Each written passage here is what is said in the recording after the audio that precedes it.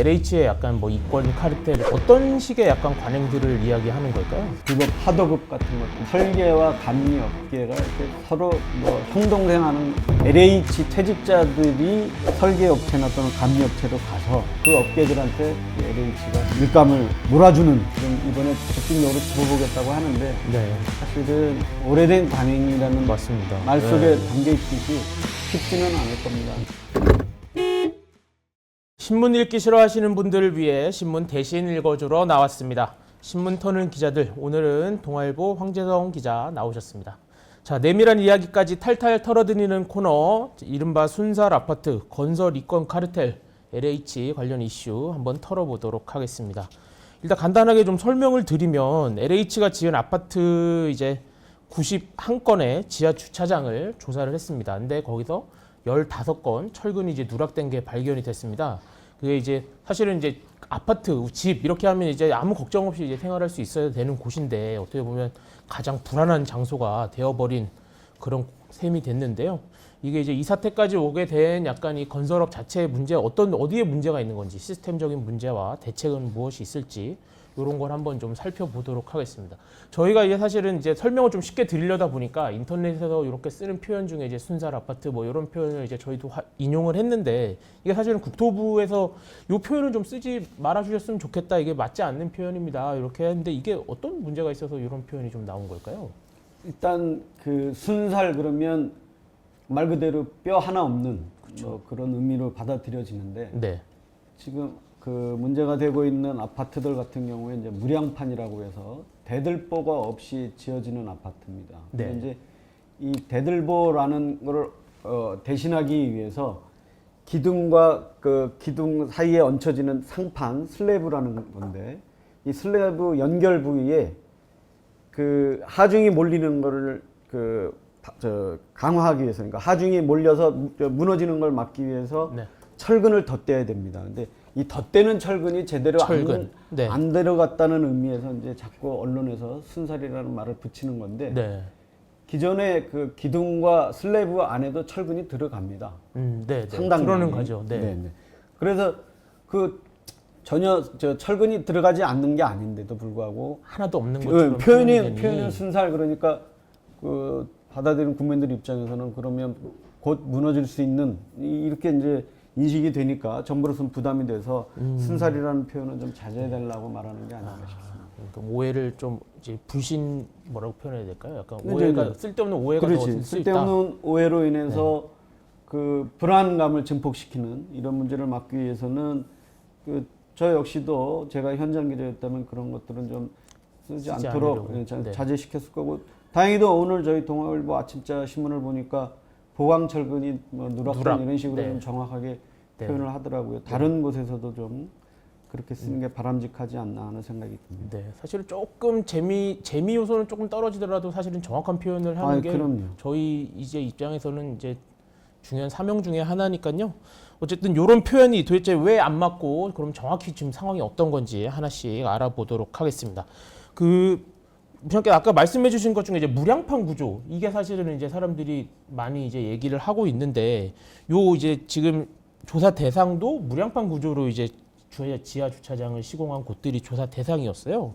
그래서 이 무량판 구조라는 게 뭔지 좀 아까 간단히 설명해 주시긴 하셨는데 한 번 더 한번 자세히 좀 설명을 해 주실 수 있을까요? 네, 일단 무량판 하면 한자대로 하면 없을 무에 대들보량 해서 대들보량. 대들보가 없는 형태의 그 구조물을 말하는 겁니다. 이 천장이라고 표현한 게 이제 노란색이 슬래브입니다. 네. 그러니까 그 슬래브가 그 중력에서 받는 힘, 그러니까 위에서 밑으로 내려누리는 힘을 버텨줘야 될 텐데 그게 이제 벽으로 다 책임을 지는 거죠. 벽식은. 벽이 이제 쪄받치는 구조고. 네. 근데 그거에서 벽식 말고 벽식보다 조금 기둥을 덜 할 수 있는 구조가 일종의 기둥식 라면식인데 대신에 기둥을 줄이면 그만큼 좀 버티는 힘이 약해지니까 중간에 볼을 하나 넣어서 좀 더 튼튼하게 만든 그게 이제 구조가 저기 가운데 기둥식이라고 기둥식 구조. 표현한 건데 네. 조금 여러 가지가 들어가서 좀 복잡해 보이지만 보라고 돼 있는 그 이제 분홍색, 좀 저걸 보라색이라고 해야 될 텐데 네. 보라색으로 표시된 저런 설치물을 넣는 게 이제 라민식 아까 저는 라민식이라고 말씀드렸는데 저기 기둥식으로 표현이 되어 있네요. 네. 그리고 그런 거 없이 네. 천장과 기둥만으로 버티는 게 이제 무량판입니다. 네. 그러니까 그 보도 놓지 않는 대신에 그럼 그만큼 천장이 좀 높아지는 거죠, 쉽게 말하면. 천장을 좀 두껍게 해서 그 안에 이제 철근을 더 넣고 네. 기둥도 이제 조금 일반 기둥보다도 조금 더 하고 네. 그러면서 아까 말씀드린 대로 이제 천장과 기둥에 닿는 부위에 한 압력이 이제 그 위에서 누르는 힘이 압력이 집중적으로 가해질 테니까 네. 그 부분을 이제 보강할 네. 필요가 있는데 네. 그 보강하는 게 지지대라는 거를 이렇게 네. 덧붙이거나 네. 아니면 기둥 대가리 부분을 두텁게 해서 네. 그 뾰족하게 접합되는 부분을 네.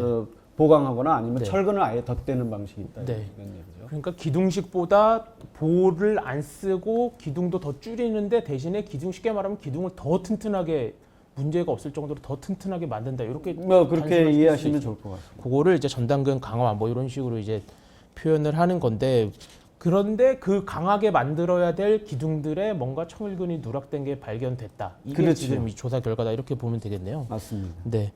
근데 보면은 이게 이제 그래서 이제 사람들이 무량판 구조 자체가 약간 문제가 있는 거 아니야? 뭐 이런 식의 약간 불안감을 갖는 경우도 좀 있고.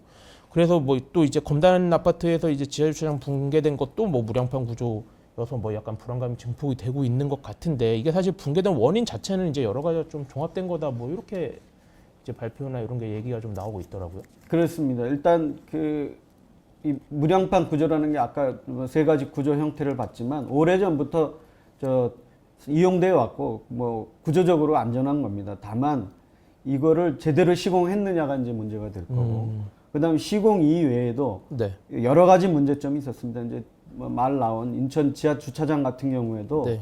시공 과정부터 이제 준공되고 나서 관리하는 그 과정에서도 여러 가지 문제점이 있었습니다. 네. 그 부분들을 좀 정리해서 설명을 드리면 일단 시공 단계 문제는 다시 이제 설계, 건설, 감리 이 세 가지 과정으로 나눠볼 수 있는데요. 네. 정부 사고조사위원회가 지난달에 발표한 자료를 보면 네. 이 지하 주차장에 설치된 그 32개 기둥 32개 기둥 전체 이 아까 말씀드린 전단 보강근이라는 게 네. 설치해야 한다고 설계 기본 설계 이제 설명을 해놨습니다. 근데 이거를 실제로 설계하는 과정에서 절반에 가까운 15개가 설치하지 않은 걸로 네. 설계상에 네. 그러니까 그걸 이제 시공하는데 필요한 실시 설계도를 만드는 과정에서 네. 15개 그 전단 보강근 설치 표시가 누락이 돼 있었습니다. 그러니까 그 결과 15개 기둥은 전단 보강근이 설치 안 됐을 걸로 저희가 추정을 네. 하고 있고요. 네. 이번에 그 주차장 무너지는 과정에서 이 15개 기둥은 당연히 부서지고 말았고요. 네. 그 다음에 이제 건설 과정에서 이제 문제인데, 이 붕괴되고 남은 기둥이 8개였거든요. 30개 중에서. 근데 이 8개 기둥을 조사해 보니까 4개가 설계도에는 분명히 설치하도록 돼 있었던 전단 보강근이 네. 없는 걸로 나타났습니다. 이렇게 따져보면 결국 아까 말씀드린 32개 중에 무려 28개가 뭐 문제가 28개. 있었던 걸로 이제 네, 드러난 거죠. 네.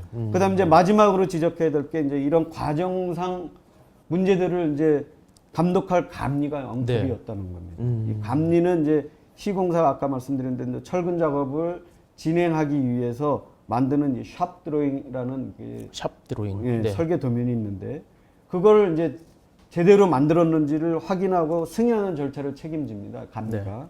근데 이런 과정을 제대로 안 한 거죠.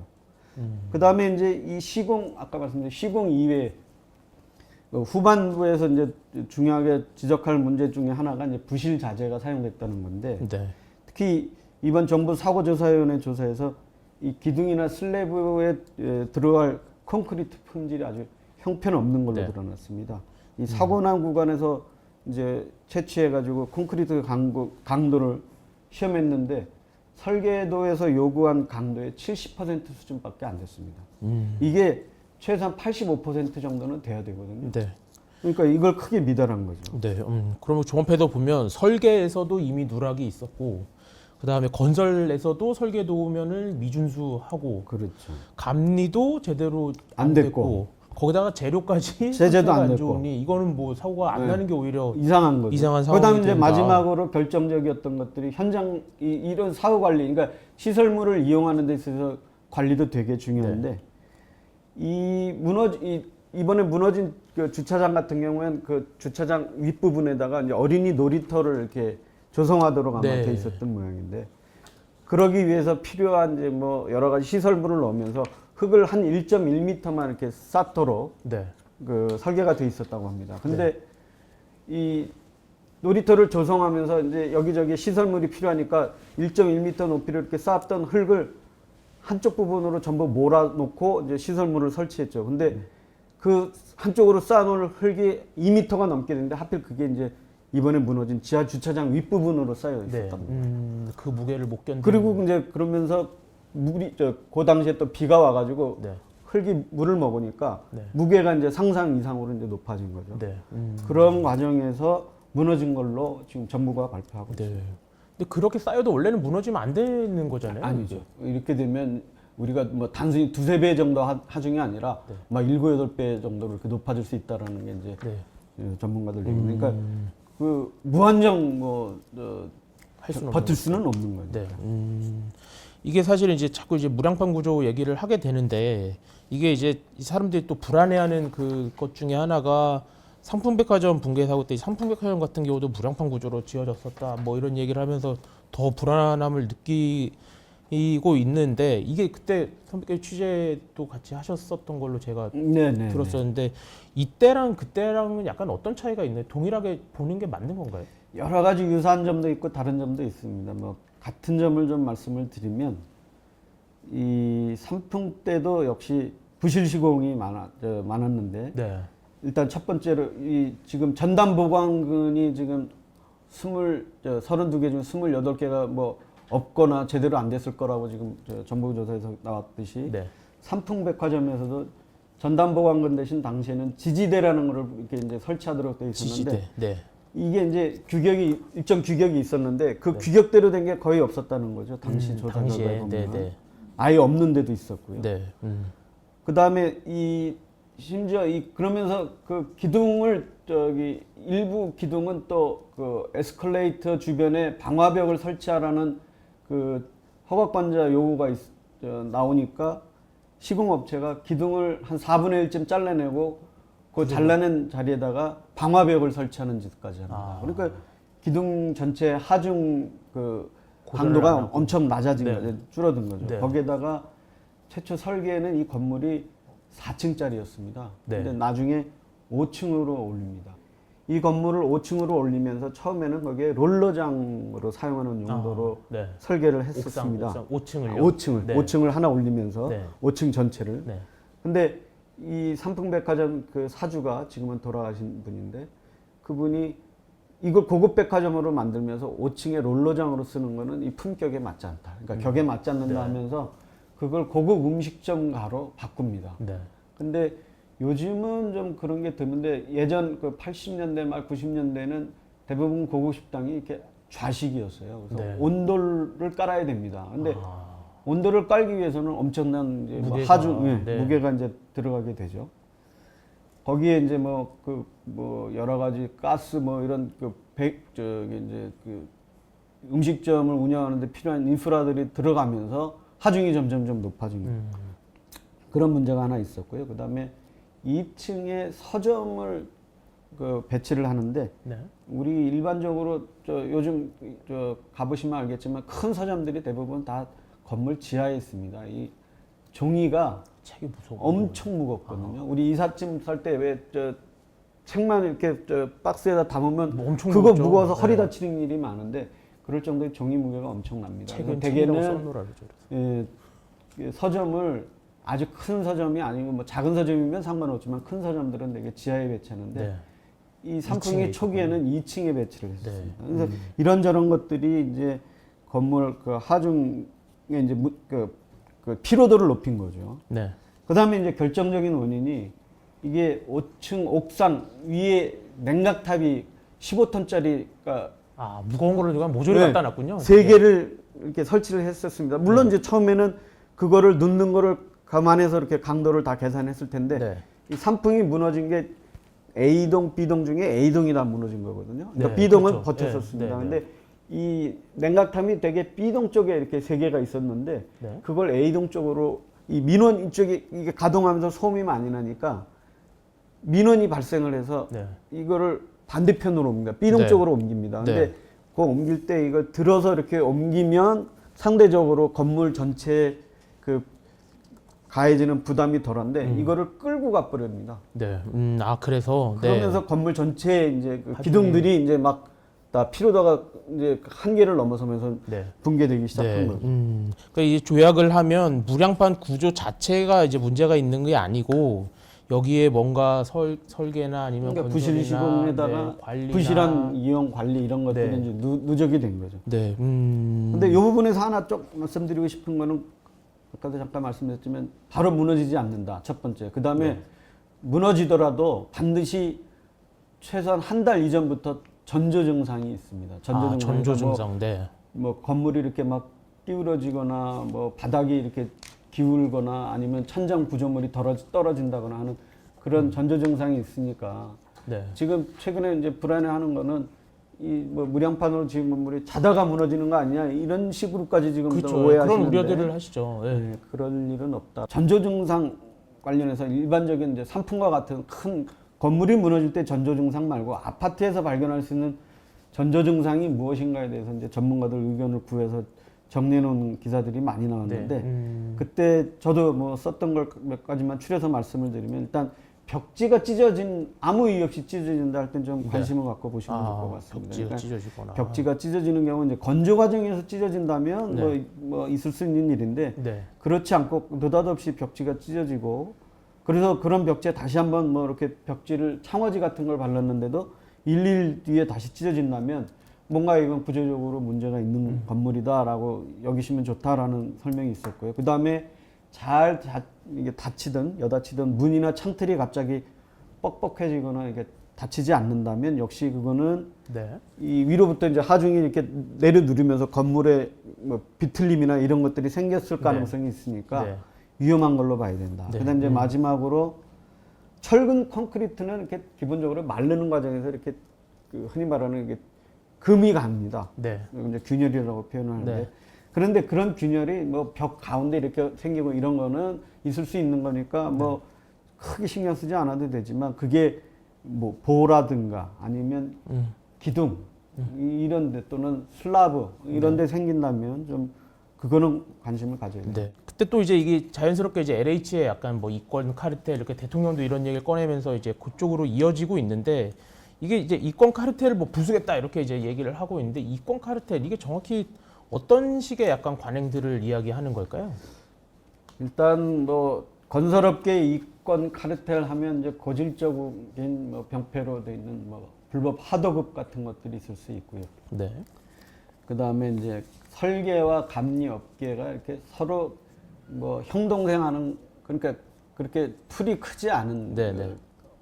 업계입니다. 그래서 거기서 이제 우리가 남이가 하면서 서로 그냥 좋은 게 좋은 거로 이렇게 할 수 있는 그런 관행도 있고요. 네. 근데 최근 이제 정부에서 집중적으로 문제 삼는 부분은 그 LH 퇴직자들이 설계업체나 또는 감리업체로 가서 거기서 그 업계들한테 이 LH가 이제 밀감을 몰아주는 네. 그런 행태가 좀 이제 집중적으로 부각이 되고 있습니다. 네. 이번에 문제가 됐던 그 아까 뭐 앵커가 말씀하셨던 15개 단지 가운데서도 네.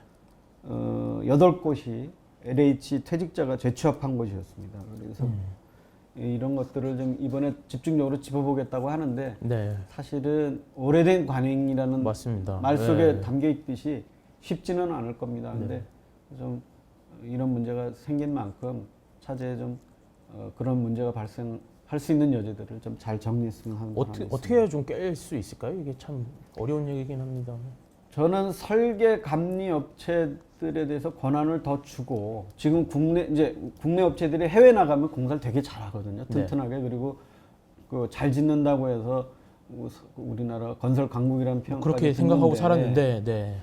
그 원인 중에 하나는 그 외국 그 현장에서는 감리가 대단히 셉니다. 그래서 감리가 자기네들이 생각할 때 그 문제가 있다고 하면 현장에 올스톱되는 일이 있습니다. 근데 국내는 시공사가 갑입니다. 절대가 슈퍼가. 시공사한테 밑보이면 설계나 감리업체들이 일감을 못 얻는 구조거든요. 네. 그러다 보니까 시공사 눈을 보면서 일을 하는 그런 관행이 많아서 네. 그런 것들을 깰 수 있는, 그러려면 결국 설계 감리업체한테 많은 권한을 주고 대신 네. 책임도 많이 묻는 그런 네. 제도적인 보완이 필요하지 않나 싶고 뭐 그런 부분에서도 정부가 고민하지 않을까 싶습니다. 네. 그래서 사실 이제 정관 뭐 이런 얘기가 나오는 것 자체가 어떻게 보면 시공사가 약간 주도권을 갖고 있는 상황에서 감리업체들이 시공사와 어떤 이 경우에는 LH겠죠. LH와의 뭔가 좀 더 부드러운 관계 조성을 위해서 이제 그런 식으로 했다고 볼 수 있기 때문에 되게 좋은 지적이신 것 같습니다.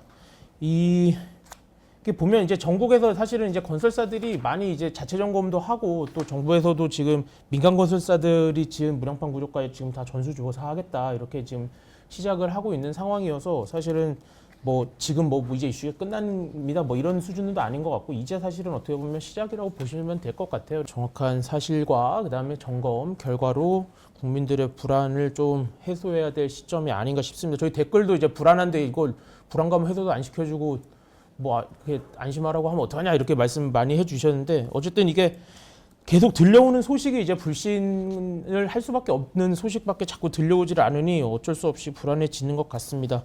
LH뿐만 아니라 정부, 국토부 대처가 어느 때보다 중요한 시점이 아닌가 이렇게 생각이 들고요. 저희는 한번 이 LH 이슈 끝까지 같이 지켜보도록 하겠고요.